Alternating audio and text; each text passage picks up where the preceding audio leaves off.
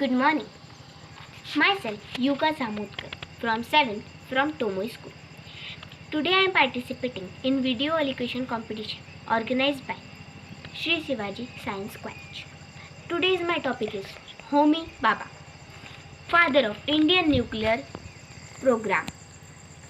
Every nation wants to become self-relevant, whether it may be in terms of economy, science or wars. India is too self-dependent during wars just because of nuclear weapons. In some way, India too has a large storage of energy just due to the presence of nuclear power plants.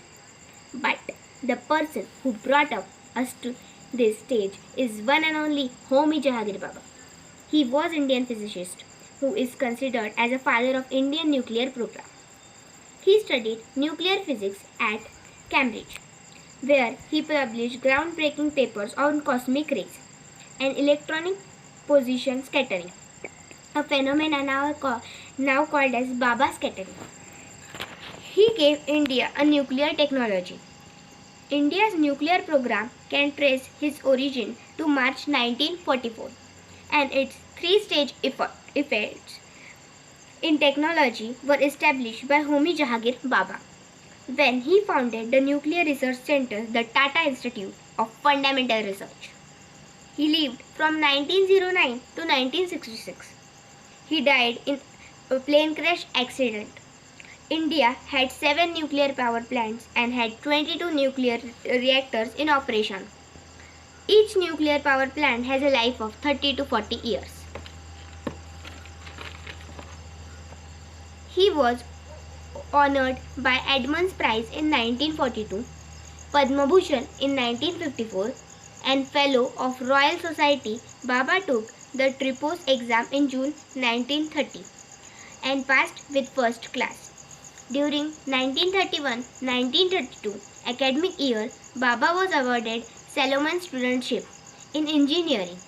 In 1932, he obtained first class of his mathematics tripos and was awarded Rose Ball Travelling Studentship in Mathematics. During 1931 to 1932 academic year, Bhabha was awarded the Salomon Studentship in Engineering. In September 1939, Bhabha was in India for a brief holiday when World War II started, and he decided not to relent to England for the India's Institute of Science, then headed by renowned physicist C.V. Raman, a Nobel laureate. He received special research grant from Sir Dorop Tata Trust, which he used to establish cosmic rays research. And as Institute, Bhabha selected a few students including Harish Chandra, who worked with later on 20 March 1941. He was elected a Fellow of Royal Society with help of I.R.D. Tata. He played an instrumental role in the establishment of Tata Institute of Fundamental Research in Mumbai. He was also a painter, classic musical and opera enthusiast besides being an amateur. Now it's our duty to become like a great personality like Homi Bhabha for our country's welfare and prosperity. So stay home, stay safe. Thank you.